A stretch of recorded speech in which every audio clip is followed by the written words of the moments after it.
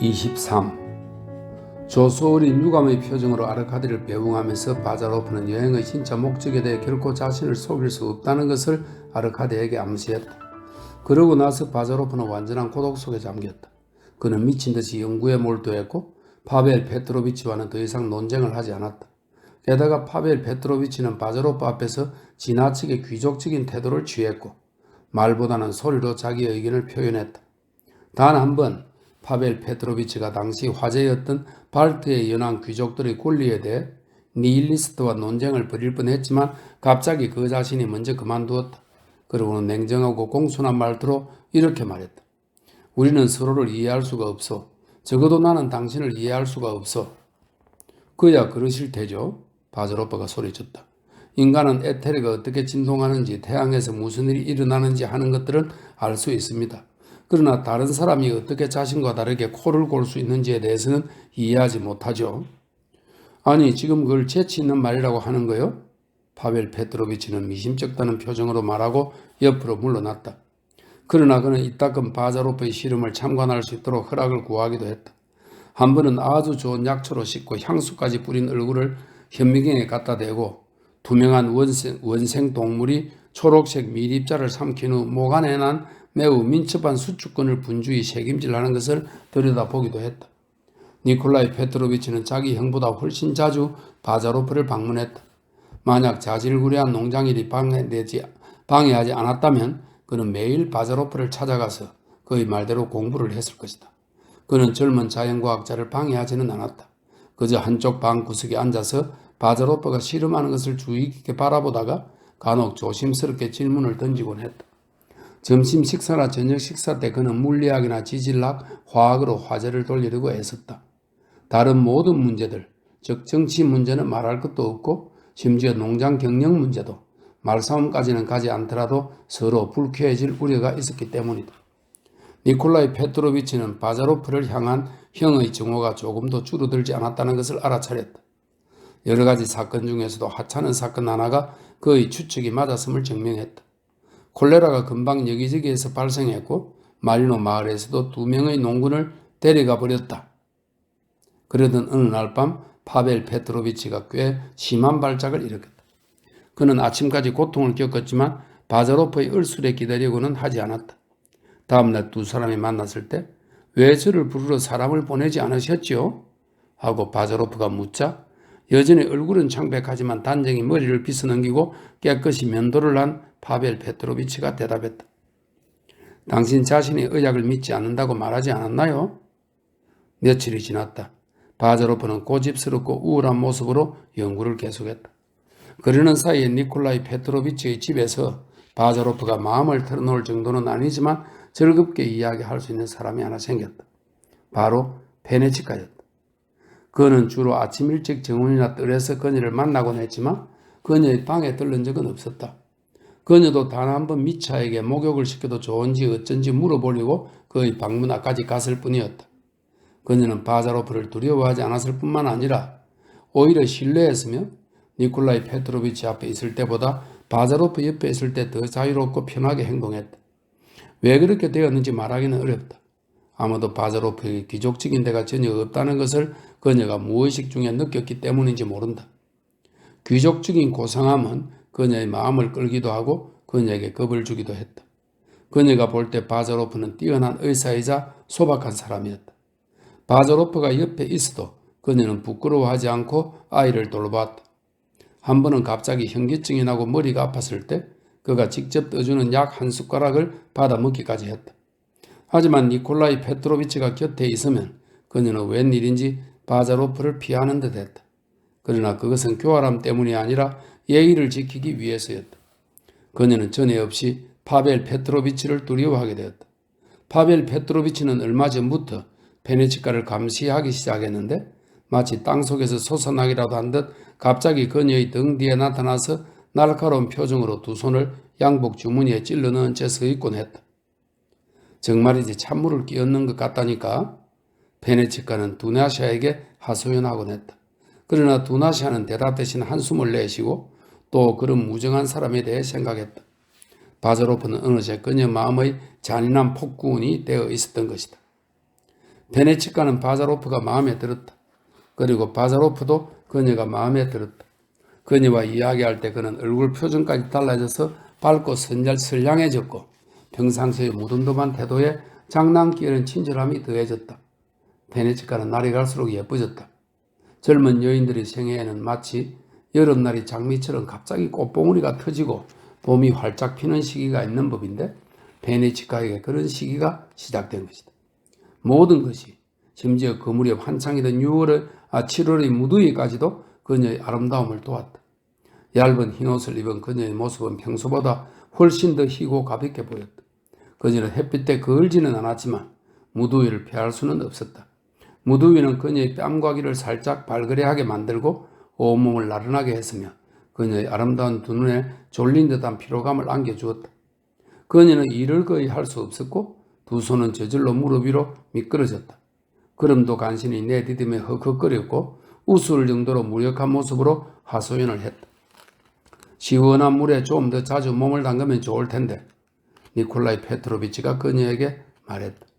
그는 아직 물이 완전히 마르지 않은 못 하나에 암아풀을 둘러서 커다란 목욕탕을 만들었다. 아, 니콜라이 페트로비치, 목까지 가기도 전에 죽고 말 거예요.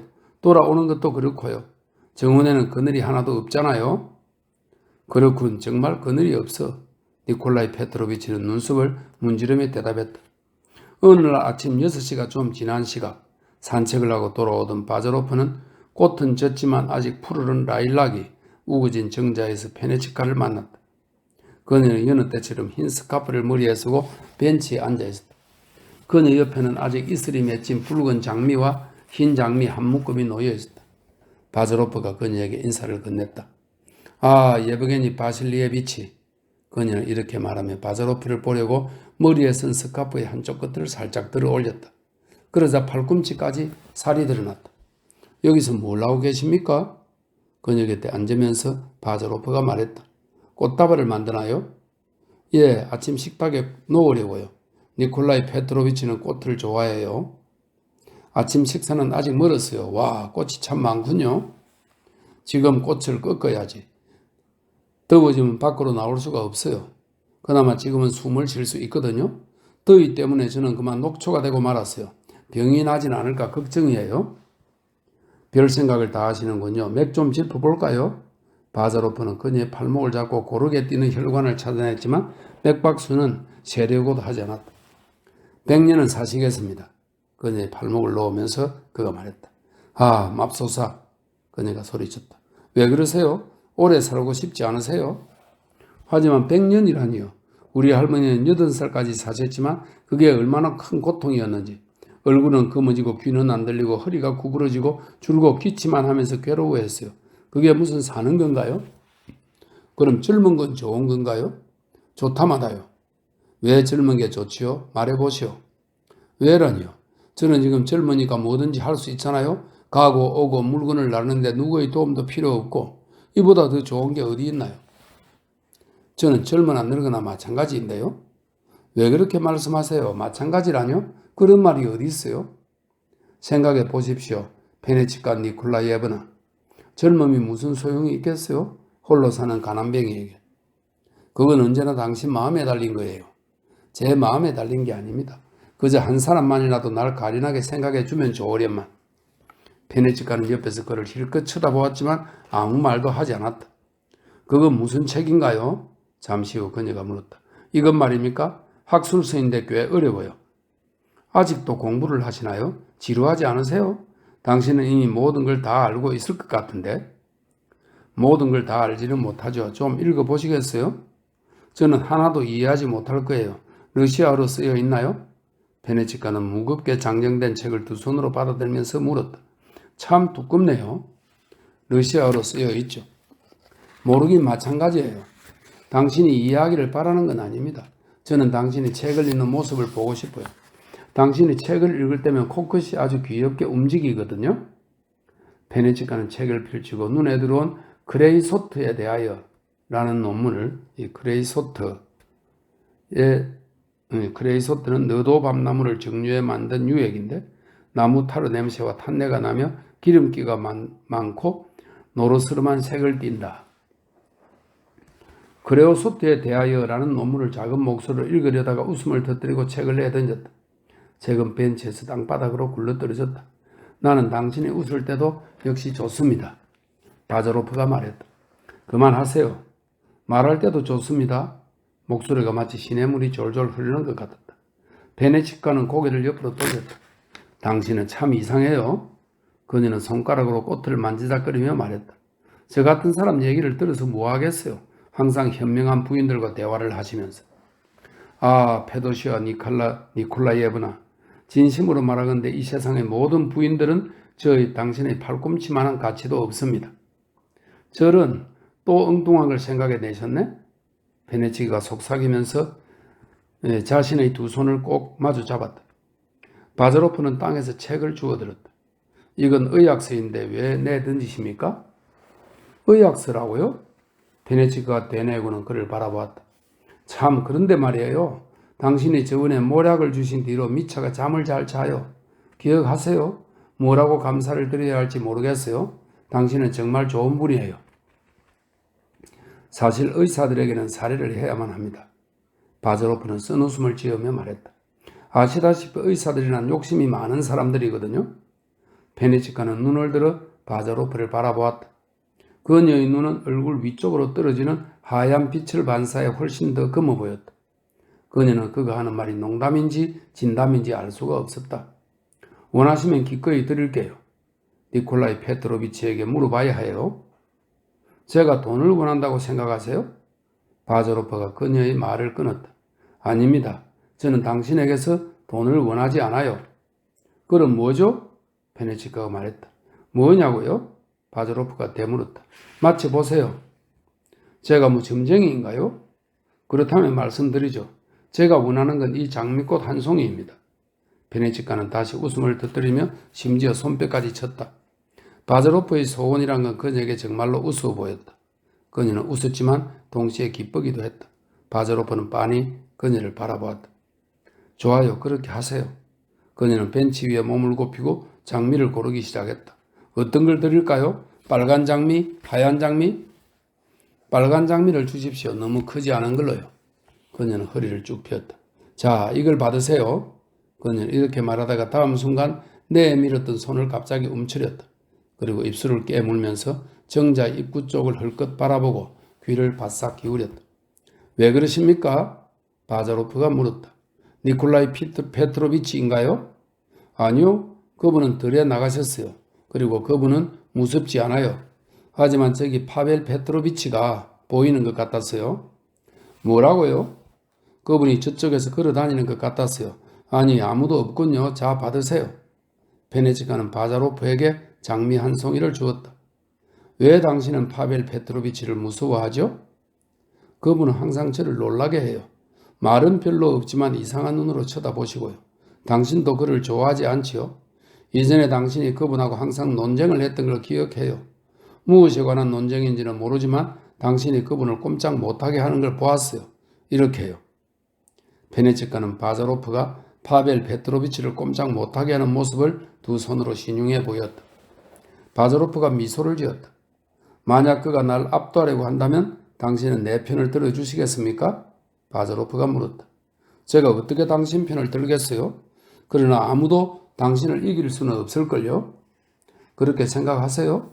그러나 저는 원하기만 하면 손가락 하나로 저를 넘어뜨릴 수 있는 손을 알고 있습니다. 그게 어떤 손이지요? 정말 모르십니까? 당신이 제게 주신 장미가 얼마나 향기로운지 냄새를 맡아보세요. 베네치카는 목을 길게 뻗어 얼굴을 꽃으로 가까이 가져갔다. 머리에 썼던 스카프가 어깨로 미끄러져 내렸다. 약간 헝클어졌지만 윤기나는 부드러운 검은 머리칼이 드러났다. 잠깐만요. 저도 당신과 함께 향기를 맡고 싶군요. 이렇게 말한 바자로프는 몸을 굽혀 그녀의 벌어진 입술에 힘차게 키스를 했다. 그녀는 흠칫 몸을 떨고 두 손으로 그의 가슴을 밀어냈다. 하지만 그 힘이 약했기 때문에 그는 다시 키스를 계속할 수 있었다. 메마른 기침 소리가 라일락 덤불 뒤에서 들려왔다. 베네치카는 순식간에 벤치 한쪽 끝으로 물러났다. 파벨 페트로비치가 나타나서 살짝 머리를 숙이고는 아기에 찬 침울한 모습으로 당신들은 여기에 있었군요. 라고 말하더니 물러갔다. 베네치카는 급히 장미들을 모아 정자 밖으로 나가버렸다. 당신은 나빠요, 예베게니 바실리에비치. 물러가면서 그녀가 속삭였다. 그녀의 속삭임에는 진실한 비난의 음주가 어리어 있었다. 바자로프는 최근에 있었던 다른 장면을 떠올렸다. 그는 부끄러워졌고 자신이 혐오스러울 정도로 화가 났다. 그러나 그는 곧 머리를 흔들고 형식상 바람둥이 대열에 합류하게 된 자신을 아이러니하게 자축하면서 자기 방으로 향했다. 파벨 페트로비치는 정원 밖으로 나와 천천히 걸음을 옮기면서 숲에 이르렀다. 그리고 꽤 오랫동안 거기에 머물렀다. 그가 아침 식사를 하러 돌아왔을 때 니콜라이 페트로비치가 어디 몸이 좋지 않느냐고 걱정스럽게 물을 정도로 그의 낯빛은 어두웠다. 내가 이따금 황달로 고생하는 걸 알고 있잖아. 파벨 페트로비치는 조용히 대답했다.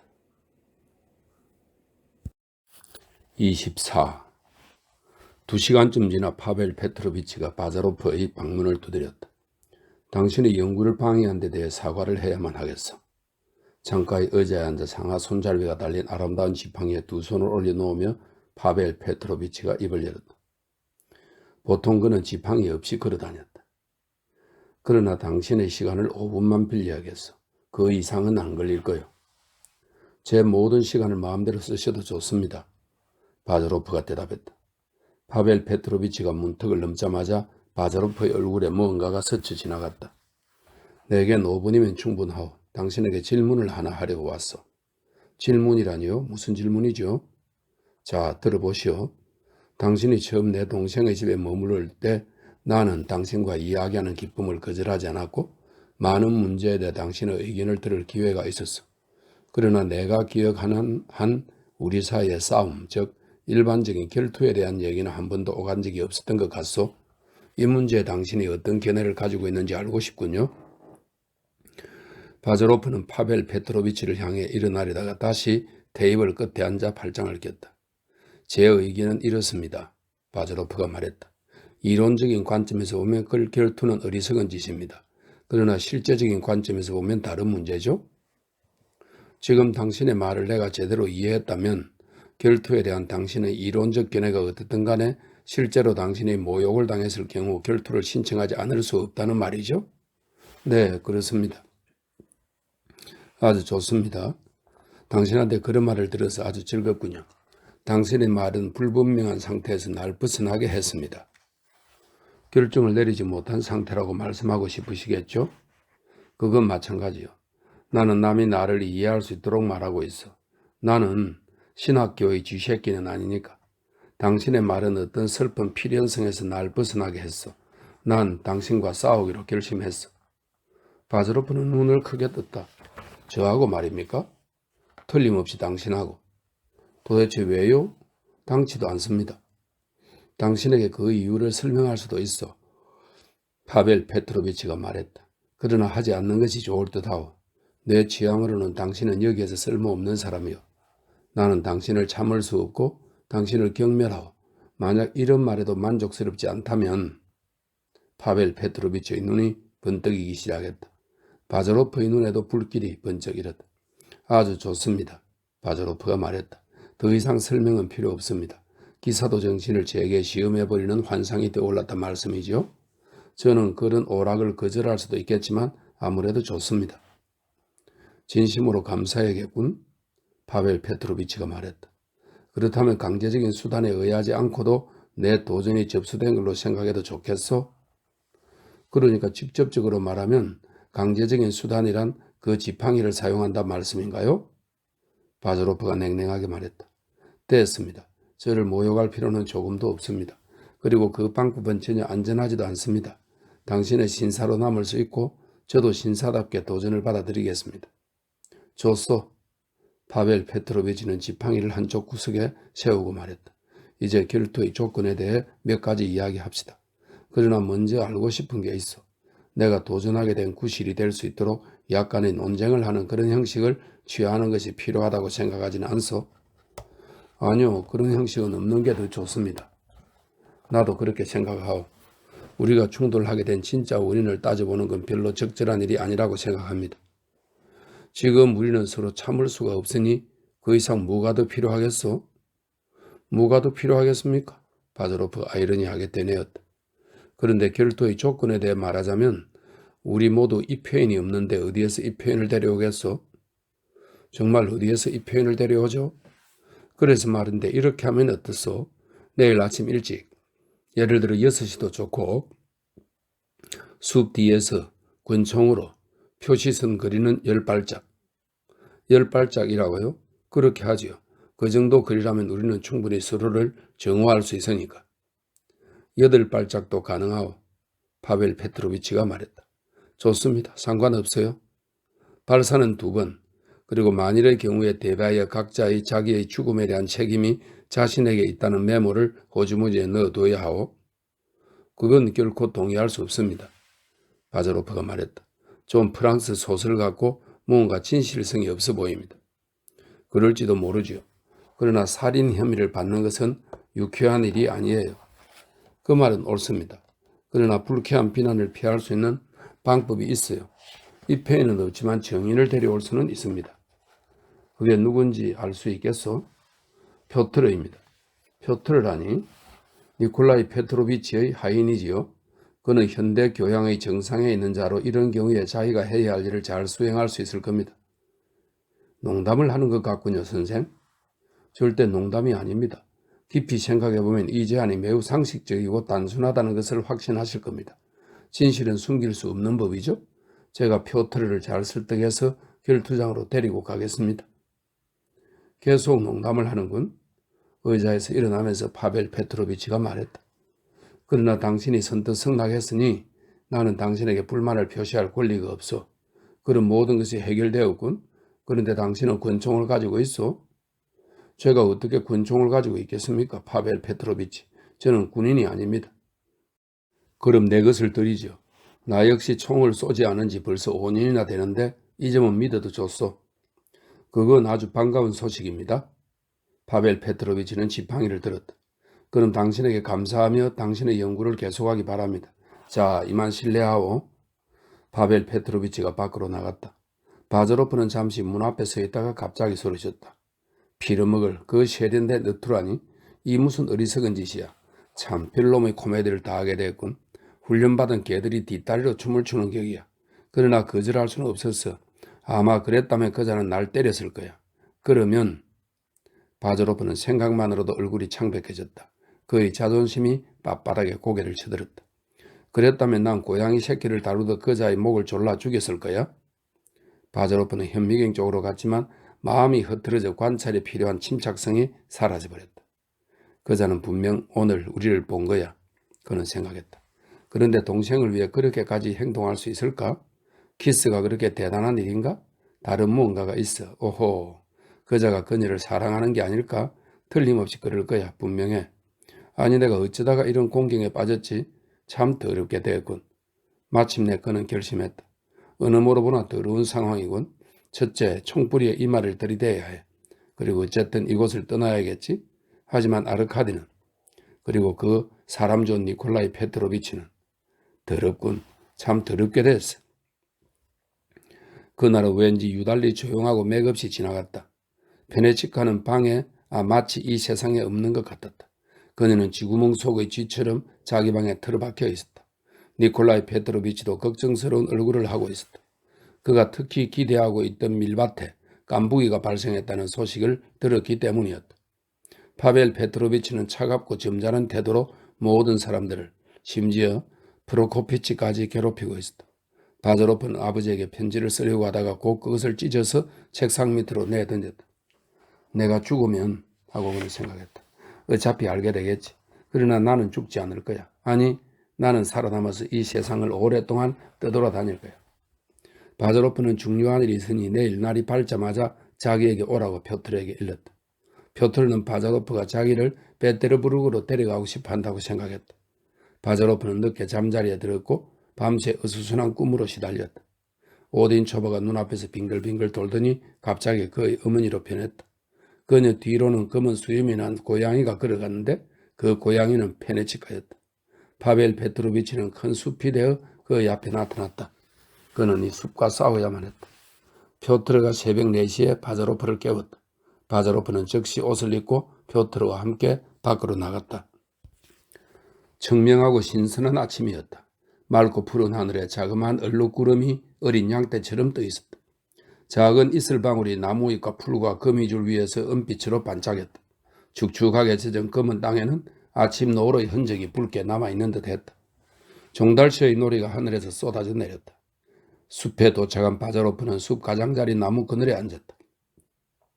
그제야 비로소 그는 표트르에게 자기의 부탁을 털어놓았다. 이 교양 있는 하인은 깜짝 놀라 기절초풍할 지경이었다. 그러나 바자로프는 그저 멀리 서서 바라보기만 하면 될 뿐 그 밖에 아무것도 할 일이 없으며 또 아무런 책임을 질 일도 없다고 말하면서 그를 안심시켰다. 그러나 하고 그는 덧붙여 말했다. 자네가 얼마나 중요한 역할을 하게 될지 생각해보게. 표트르는 두 손을 벌리고 눈을 내리떴다. 그리고 새파랗게 질린 얼굴로 자작나무에 몸을 기댔다. 마리노 마을에서 오는 길은 이 작은 숲을 우회하고 있었다. 어제 저녁 이후로 마차바퀴도 사람의 발도 지나가지 않은 그 길 위에는 가벼운 먼지가 쌓여 있었다. 바자로프는 길 쪽을 바라보면서 풀을 뽑아 잘근잘근 씹어댔다. 그러나 마음속으로는 이게 무슨 어리석은 짓이야 하고 줄곧 되뇌었다. 그는 아침 추위에 두어 번 부르르 몸을 들었다. 표트르는 침울하게 바자로프를 바라보았지만 그는 그저 써웃음만 지을 뿐이었다. 그는 두려워하지 않았다. 길 쪽에서 말 발꽃 소리가 들려봤다. 한 농군이 나무 뒤에서 나타났다. 함께 묶인 두 필의 말을 몰고 있었는데 바자로프 곁에 지나가면서 모자도 벗지 않고 왠지 이상하게 바자로프를 바라보았다. 표트르는 이것을 좋지 않은 전조라고 생각했는지 당황하는 눈치였다. 저 농군도 일찍 일어났군? 바자로프는 생각했다. 그러나 저 농군은 적어도 할 일이 있지. 그런데 우리는 뭔가? 그분이 오시는 것 같습니다요. 벼랑간 표트르가 속삭였다. 바자로프는 머리를 들어 파벨 페트로비치를 보았다. 가벼운 체크무늬 재킷에 눈처럼 하얀 바지를 입은 사람이 길을 따라 바삐 걸어오고 있었다. 겨드랑이 밑에는 초록색 양복지로 싼 상자를 끼고 있었다. 미안하오, 좀 기다리게 한 것 같군요. 이렇게 말하고 파벨 페트로비치는 먼저 바자로프에게 그러고 나서 표트르에게 머리를 숙여 인사했다. 이 순간 그는 하인을 입회인으로 인정하고 경의를 표한 것이다. 내 몸종을 깨우고 싶지 않았어. 괜찮습니다. 바자로프가 대답했다. 저희도 방금 왔습니다. 아, 그렇다면 다행이군. 파벨 페트로비치가 주위를 둘러봤다. 아무도 보이지 않고 아무도 방해하지 않겠군. 자, 시작할까요? 시작하죠. 새로 설명할 필요는 없겠죠? 필요 없습니다. 당신이 직접 장전하겠소? 상자에서 권총을 꺼내서 파벨 페트로비치가 물었다. 꺼내면서 파벨 페트로비치가 물었다. 아닙니다. 장전해 주십시오. 저는 걸음을 재겠습니다. 제 다리가 더 기니까요. 바자로프는 쓴웃음을 지으며 말했다. 하나, 둘, 셋. 예브게니 바실리치. 표트르가 간신히 혀를 움직였다. 이 하인은 열병이라도 걸린 듯 부들부들 몸을 떨고 있었다. 허락하신다면 저는 저쪽으로 가 있겠습니다. 네, 다섯. 그래, 가 있게. 나무 뒤에서 귀를 막고 있어도 좋지만 눈만은 감지 말게. 만약 누가 쓰러지면 이렇게 달려와야 하니까. 여섯, 일곱, 여덟. 바자로프가 걸음을 멈췄다. 이만하면 되겠습니까? 파벨 페트로비치를 바라보며 그가 말했다. 아니면 두 걸음 더 갈까요? 마음대로 하시오. 두 번째 총알을 재면서 파벨 페트로비치가 말했다. 그럼 두 걸음 더 가죠. 바자로프는 장화 발끝에서 땅바닥에 금을 그었다. 이게 결투 거리 표시선입니다. 그런데 우리는 경계선에서 얼마나 떨어져야 하는지 이것도 아주 중요한 문제입니다. 어제는 여기에 대해서는 토론하지 않았군요. 10걸음이 좋을 것 같군. 권총을 둘 다 바자로프에게 넘겨주면서 파벨 페트로비치가 말했다. 하나 고르시오. 알겠습니다. 그런데 파벨 페트로비치, 우리의 결투는 우스울 정도로 유별나군요. 저 이 편의 꼴 좀 보십시오. 당신은 여전히 농담을 하려고 하는군요. 파벨 페트로비치가 대답했다. 우리의 결투가 이상하다는 것을 부정하진 않소. 그러나 나는 진지하게 싸울 작정임을 당신에게 미리 알리는 것이 내 의무라고 생각하오. 귀를 가진 자는 들을 수 있다. 아, 우리가 서로를 죽일 결심을 했다는 건 저도 의심하지 않습니다. 그러나 왜 웃어서는 안 되죠? 왜 유익함과 유쾌함을 결합시켜서는 안 됩니까? 당신이 프랑스어로 말씀하시니 저는 라틴어로 대답하는 겁니다. 준비되었소? 완벽합니다. 그럼 시작합시다. 바자로프는 조용히 앞을 향해 움직였다. 파벨 페트로비치는 왼손을 주머니에 넣은 채 총구를 점점 위로 올리더니 바자로프를 향해 끌어왔다. 저자는 똑바로 내 코를 겨누는군. 바자로프는 생각했다. 눈을 가늘게 뜨고 꽤나 집중하고 있군. 강도 같은 놈. 어쨌든 기분이 안 좋아. 난 제자의 시계줄이나 겨누자.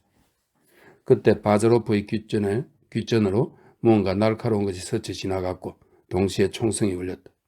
소리를 들었으니 난 아직 무사하군. 이런 생각이 그의 머리에 얼핏 떠올랐다. 그는 한 걸음 내딛고는 겨누지도 않고 방아쇠를 당겼다. 파벨 페트로비치가 가볍게 몸을 떨더니 한 손으로 넓적 다리를 움켜잡았다. 그의 하얀 바지 위로 한 줄기 피가 흘러내렸다. 바자로프는 권총을 옆으로 내던지고 자기의 적수에게 다가갔다. 상처를 입었습니까? 바자로프가 말했다. 당신은 나를 표지선까지 다시 불러들일 권리를 갖고 있어. 파벨 페트로비치가 말했다. 그러나 그건 중요한 게 아니야. 결투 조건에 따르면 우린 한 발씩 더 쏠 수 있어. 미안하지만 그건 다음에 하도록 하지요. 바자로프는 이렇게 대답하며 얼굴이 창백해져가는 파벨 페트로비치를 부축했다. 저는 지금 결투자가 아니고 의사입니다. 우선 당신의 상처를 봐야겠습니다. 벼트러 이리 와. 벼트러 어디에 숨었나? 별일 아니요. 나는 누구의 도움도 필요 없어. 파벨 페트로비치는 뒤엄뒤엄 말했다. 그리고 해야만 해. 다시. 그는 자기 콧수염을 잡아당기려고 했지만 손의 힘이 풀리고 눈이 뒤집히더니 의식을 잃었다. 어이가 없군. 기절했어. 어찌된 일이야? 파벨 페트로비치를 풀 위에 눕히면서 바자로프는 저도 모르게 소리쳤다. 상처가 어떤가 보자. 바자로프는 손수건을 꺼내 피를 닦아내고 상처 부위를 만져보았다. 뼈는 멀쩡하군. 그는 이빨 사이로 내뱉듯이 중얼거렸다. 총알이 깊이 박히지는 않았어. 근육을 좀 다쳤을 뿐이야. 3주만 지나면 춤도 추겠다. 그런데 기절을 하다니. 아, 신경이 예민한 작자들은 어쩔 수 없어. 웬 놈의 살가죽이 이렇게 얇은 거야? 돌아가셨나요? 표트로의 떨리는 목소리가 바자로프의 등 뒤에서 들렸다. 바자로프가 뒤돌아보았다. 빨리 물을 떠오게. 우리보다 더 오래 살 거야. 그러나 이 개화된 하인은 그의 말을 못 알아들었는지 자리에서 움직이지 않았다. 파벨 페트로비치가 천천히 눈을 떴다. 죽어가고 있군요. 표트로는 이렇게 속삭이며 성호를 껐다. 당신이 오라, 이 바보 같은 꼴이라니. 상처를 입은 신사는 억지로 웃음을 지으면서 말했다. 물을 떠오르니까 빌어먹을. 바자로프가 소리쳤다. 필요 없어. 이건 일시적인 현기증이야. 좀 앉게 도와주시오. 이제 됐어. 가벼운 상처니까 무언가로 묶기만 하면 걸어서 집에 갈 수 있을 거야. 아니면 날 위해 마차를 불러도 좋아. 당신만 좋다면 결투는 그만하지요. 당신은 훌륭하게 행동했어. 나는 오늘의 일을 말하는 거예요. 지난 일은 떠올릴 필요가 없습니다. 바자로프가 대꾸했다. 앞날에 대해서도 골머리를 앓을 필요가 없고요. 왜냐하면 저는 곧 이곳에서 사라질 테니까요. 자, 다리에 붕대를 감아드리죠. 상처는 위험하지 않지만 지혈하는 게 좋습니다.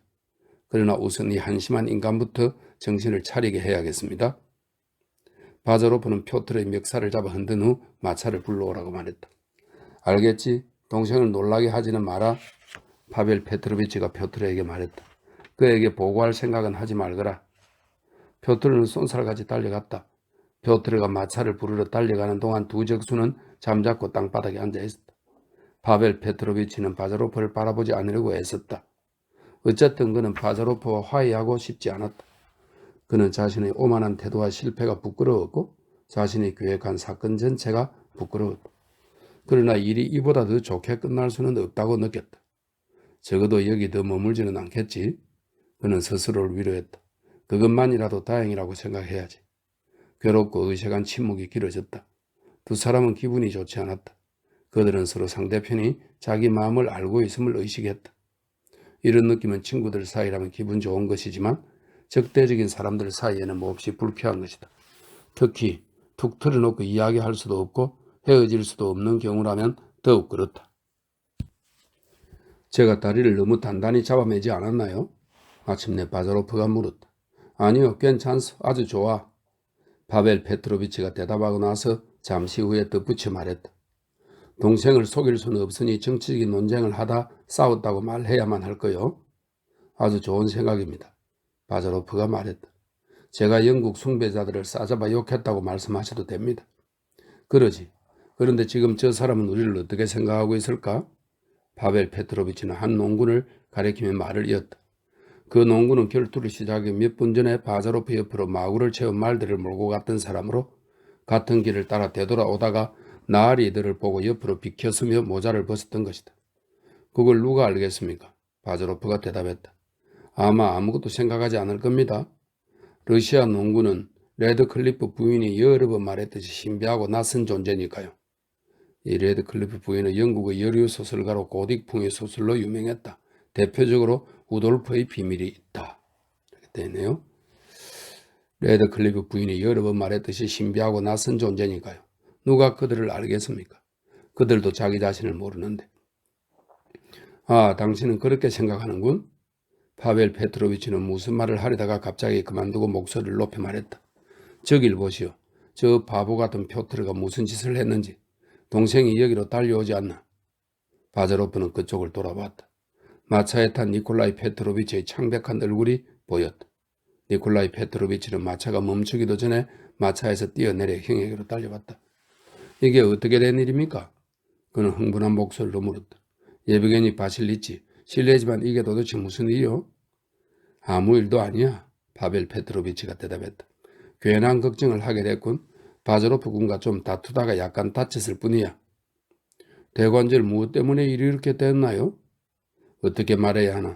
바자로프 군이 로버트 필 경에 대해 불순하게 말했어. 이 로버트 필 경은 영국의 보수 정치가하고 총리를 2번 지낸 사람입니다. 바자로프 군이 로버트 필 경에 대한 대해 불순하게 말했어.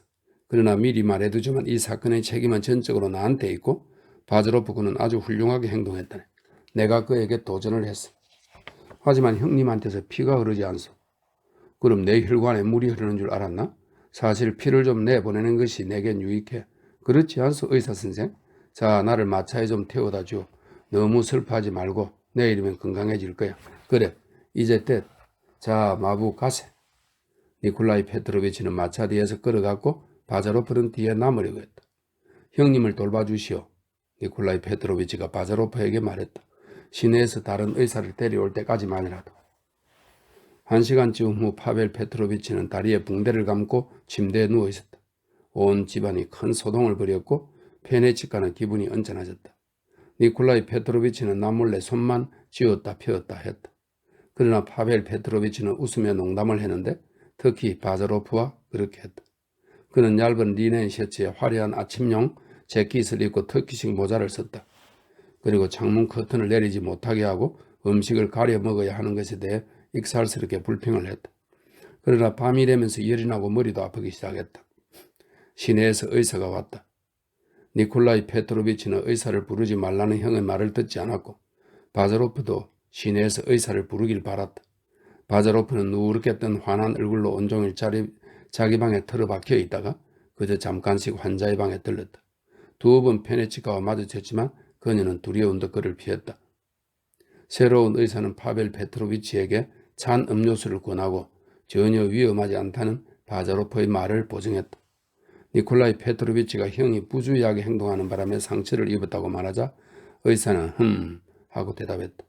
그러나 그 자리에서 은화 25루블을 받고 나자 그렇군요. 이런 일은 정말 흔히 일어나는 법이죠. 하고 말했다. 집안 사람들 누구도 잠자리에 들지 않았고 옷도 벗지 않았다. 니콜라이 페트로비치는 계속 까치발로 형의 방에 들락거렸다. 파벨 페트로비치는 이따금 의식을 잃고 가볍게 신음을 하면서 동생에게 프랑스어로 주무시게라고 말하기도 하고 물을 청하기도 했다. 한 번은 니콜라이 페트로비치가 페네치카에게 시켜 레몬수 한 컵을 형에게 가져가도록 했다. 파벨 페트로비치는 그녀의 얼굴을 유심히 살피고 나서 컵을 바닥까지 비웠다. 새벽 늦게 환자는 열이 약간 올라서 가볍게 헛소리를 하기 시작했다. 처음에는 두서없는 말을 중얼거리더니 잠시 후 눈을 뜨고는 침대 옆에 몸을 굽히고 걱정스럽게 자기를 바라보는 동생에게 말했다. 니콜라이, 페네치카가 어딘지 모르게 넬리하고 닮지 않았느냐? 넬리라뇨 형님? 알 공작 부인 말이야.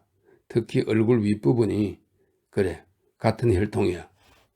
니콜라이 페트로비치는 아무 대답도 하지 않았으나 인간의 마음속에 남아있는 옛 감정의 강한 생명력에 속으로 깜짝 놀랐다. 이런 때 기억해내다니 그런 생각했다. 아, 나는 그 공허한 존재를 왜 이다지도 사랑하고 있는 걸까? 파벨 페트로비치는 슬픔에 잠 표정으로 두 손을 머리 밑에 꿰고 신음하듯 말했다. 그 무리한 놈이 감히 그녀를 건드리는 것을 참을 수 없어. 약간의 시간이 흐른 뒤 그는 중얼거렸다. 니콜라이 페트로비치는 그저 한숨만 내쉬었다. 이 말들이 누구와 관련된 것인지 전혀 알 수 없었던 것이다. 다음 날 아침 8시쯤 바자로프가 니콜라이 페트로비치 앞에 나타났다. 이미 떠날 준비를 마치고 개구리, 곤충, 새들을 모두 놓아준 뒤였다. 작별 인사를 하러 왔습니까? 니콜라이 페트로비치가 그를 향해 일어서면서 말했다. 그렇습니다. 난 당신을 이해하고 당신의 결정에 전적으로 찬성하오. 물론 형이 잘못해서 벌을 받는 겁니다. 당신이 달리 행동할 수 없게 만들었다고 형이 말하더군요. 이 결투를 피할 수 없었다고 나 믿습니다. 그건 두 사람의 의견이 항상 대립했다는 것만으로도 어느 정도 설명이 되니까. 니콜라이 페트로비치의 말이 뒤엉키기 시작했다. 형님은 완고한 구식인간으로 화를 잘 내고 고집이 세지요. 일이 이 정도로 끝난 것이 다행입니다. 나는 이 일이 세상에 알려지지 않도록 필요한 모든 조치를 취해 놓았어요. 무슨 일이 생길지도 모르니까 제 주소를 놓고 가겠습니다. 바자로프가 무심하게 말했다. 아무 일도 일어나지 않을 겁니다. 예브게니 바실리치. 당신이 우리 집에 머물다가 이렇게 끝나게 되어 유감입니다. 더 괴로운 것은 아르카디가 저는 아마 아르카디와 만나게 될 겁니다. 바자로프가 대꾸했다. 이런 유의 변명이나 해명은 그의 마음속에 참을 수 없는 감정을 불러일으켰다. 만약 만나지 못할 경우에는 제 안부와 함께 유감의 뜻을 전해주십시오. 나 역시 니콜라이 페트로비치가 고개를 숙이며 대답했다. 그러나 바자로프는 그의 말을 끝까지 듣지도 않고 밖으로 나가버렸다. 바자로프가 떠난다는 소식을 들은 파벨 페트로비치는 그를 만나기를 원했고 그와 만나서는 악수를 나누었다. 그러나 이때도 바자로프는 얼음처럼 차가웠다. 파벨 페트로비치가 너그러운 체 하려고 한다는 걸 알아차렸기 때문이다. 페네치카와는 작별 인사를 하지 못하고 창문에서 눈길만 마주쳤을 뿐이었다. 그녀의 얼굴은 슬퍼 보였다. 아마 저렇게 시들어버리겠지? 바자로프는 혼자 중얼거렸다. 아니, 어쩌면 어떻게든 빠져나올지도 모르지. 표틀는 깊이 감동하여 그의 어깨에 얼굴을 파묻고 울었다. 바자로프는 자네 눈에 눈물단지가 있는 것 아닌가? 하고 물으면서 그를 진정시켰다. 두나샤는 흥분을 감추기 위해 숲속으로 달려가야만 했다. 이 모든 슬픔을 제공한 바자로프는 마차에 올라타 시가를 피우기 시작했다. 4km쯤 떨어진 길 모퉁이에서 한 줄로 펼쳐진 키스라노프 영지와 새로 지은 저택이 마지막으로 그의 눈앞에 나타나자 그는 침을 탁 뱉고는 저주받을 지주놈들 같으니 하고 중얼거렸다. 그리고 외투로 더욱 단단히 몸을 감쌌다. 파벨 페트로비치는 곧 상태가 좋아졌지만 일주일 정도는 침대에 누워 있어야 했다.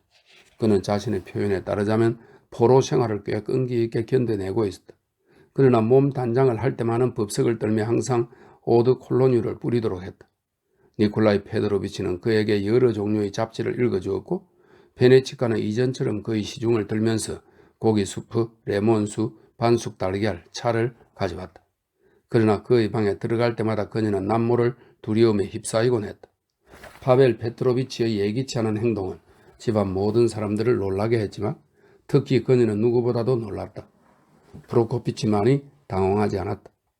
옛날에도 나리들이 결투를 하고 나셨지만 그건 훌륭한 나리들끼리의 일이었어. 그따위 협작꾼들이 무리한 행동을 하면 그저 마국간에서 두들겨 패라고 분부하셨는데 그는 설명했다. 베네치카는 양심의 가책을 거의 느끼지 않았다. 그러나 이 싸움의 진짜 원인을 생각하면 때때로 그녀는 괴로웠다.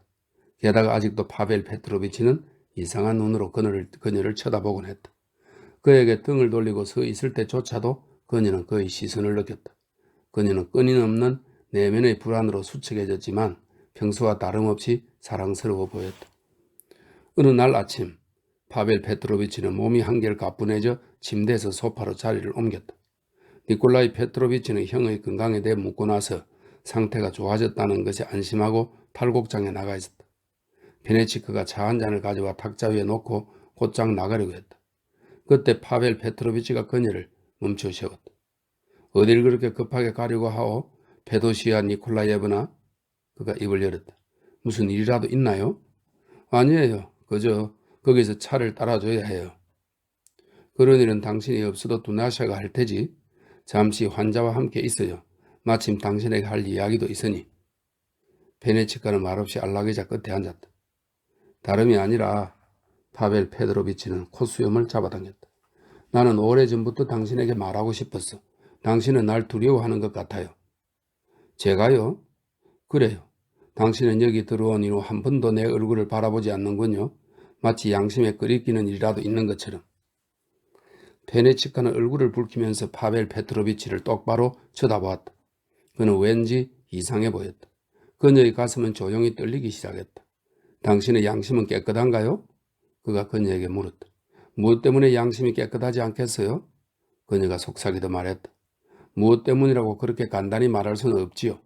그러나 당신은 누군가에 대해 양심의 가책을 느끼고 있는 게 아닙니까? 나에 대해? 이건 있을 수 없는 일이고 이 집의 다른 사람들에 대해 이것도 있을 수 없는 일이겠죠. 그럼 동생에 대해서는? 그러나 당신은 내 동생을 사랑하고 있지요? 사랑하고 있어요.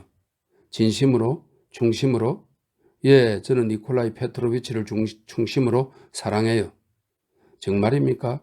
나를 봐요, 페네치카. 그는 처음으로 그녀를 이렇게 불렀다. 당신도 알다시피 거짓말을 하는 건 큰 죄악이요. 저는 거짓말을 하지 않아요. 파벨 페트로비치.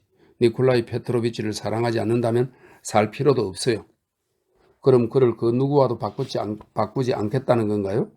그를 누구와 바꿀 수 있겠어요? 누구라고 간단히 말할 수 없겠죠. 여기를 떠난 그 의사 선생은 어때요? 페네치카는 자리에서 일어났다. 도대체 무슨 말씀을 하시는 거예요, 파벨 페트로비치? 무엇 때문에 이렇게 저를 괴롭히세요? 제가 당신에게 무슨 짓을 했나요? 어떻게 그런 말씀을 하실 수 있어요? 페네치카, 파벨 페트로비치는 슬픈 목소리로 말했다. 나는 보았어. 무엇을 보셨나요? 바로 그곳 정자에서. 페네치카의 얼굴은 기미까지 빨개졌다. 그러나 저에게 무슨 죄가 있나요? 그녀는 간신히 말했다. 파벨 페트로비치는 어정쩡하게 일어났다. 당신은 죄가 없다고요? 없나요? 조금도? 저는 이 세상에서 니콜라이 페트로비치만을 사랑하고 평생 그만을 사랑할 거예요. 베네치카는 갑자기 힘을 주어 말했다. 울분이 북받쳐 목이 마이는 듯했다. 당신이 보신 것에 대해서는 무서운 심판의 날에도 말할 겁니다. 내겐 잘못이 없었다고요. 그런 일로 의심을 받으니 지금 당장 죽는 게 나아요. 저의 은인인 니콜라이 페트로비치에 대해. 그러나 여기에서 그녀의 목소리는 막히고 말았다. 이와 동시에 그녀는 파벨 페트로비치가 자신의 손을 잡고 꼭 쥐는 것을 느꼈다. 그의 얼굴을 본 그녀는 그만 돌처럼 굳어버렸다. 그의 얼굴은 예전보다 훨씬 더 창백했다. 눈이 빛났고 무엇보다 놀라운 것은 그의 뺨을 타고 흘러내리는 묵직한 눈물 한 방울이었다. 페네치카, 그는 왠지 낯선 목소리로 속삭였다. 사랑해줘, 내 아우를 사랑해줘. 그는 참으로 선량하고 좋은 사람이요. 이 세상의 누구하고도 그를 바꾸어서는 안 되고 누구의 말도 들어서는 안 돼요. 사랑하면서 사랑받지 못하는 것처럼 무서운 일은 없어요. 내 불쌍한 아우 니콜라이를 절대 버리지 마오. 페네치카의 눈에서 눈물이 마르고 공포가 사라질 만큼 그녀의 놀라움은 컸다. 파벨 페트로비치가, 다른 사람도 아닌 파벨 페트로비치 그가 그녀의 손을 입술에 가까이 가져다 대고 그러나 그녀에게 몸을 굽혀서 그 손에 키스를 하는 것이 아니라 그저 이따금 발작적으로 한숨만 짓는 것을 보았을 때 그녀의 마음이 어떠했겠는가. 어쩌면 좋아, 그녀는 생각했다. 발작이라도 일어난 게 아닐까? 이 순간 망쳐버린 전 생애가 그의 내부에서 몸부림치고 있었다. 이때 계단이 삐걱거리며 바삐 걷는 발걸음 소리가 들렸다. 파벨 페트로비치는 그녀를 밀어내고 베개 위로 머리를 떨어뜨렸다. 문이 열리자 행복하고 생기발랄한 얼굴에 홍조를 띤 니콜라이 페트로비치가 나타났다. 아버지와 마찬가지로 생기발랄한 얼굴에 뺨이 붉게 물든 미차는 셔츠 하나만 입은 채 아버지의 시골식 외투에 달린 커다란 단추에 조그만 맨발을 꼭 붙이고 아버지의 가슴에서 뛰어오르고 있었다. 페네치카는 갑자기 니콜라이 페트로비치에게로 달려가서는 두 팔로 부자를 껴안고 그의 어깨에 얼굴을 파묻었다. 니콜라이 페트로비치는 깜짝 놀랐다. 부끄러움을 잘 타고 얌전한 성격인 페네치카는 다른 사람 앞에서 이렇게 다정한 행동을 한 적이 한 번도 없었다. 무슨 일이 있어? 그가 말했다. 그리고 형을 힐끗 쳐다보고 나서 그녀에게 미차를 넘겨주었다. 형님, 기분이 더 나빠진 건 아닙니까? 파벨 페트로비치에게 다가가면서 동생이 물었다. 형은 리넨 손수건에 얼굴을 파묻었다. 페네치카는 곧 미차를 안고 밖으로 나갔다. 아니, 난 그저 괜찮아. 오히려 기분이 훨씬 더 좋아졌어. 괜히 서둘러 소파로 옮겼어요. 당신 어디 가는 거요? 니콜라이 페트로비치가 페네치카 쪽을 돌아보며 말했다. 그러나 페네치카는 이미 문을 탕 닫고 나가버린 뒤였다. 형님에게 우리 장군을 보여주려고 왔었지요. 그 녀석이 큰아버지를 그리워했거든요. 왜 페네치카가 그 애를 데려갔을까? 형님 무슨 일이 있었어요?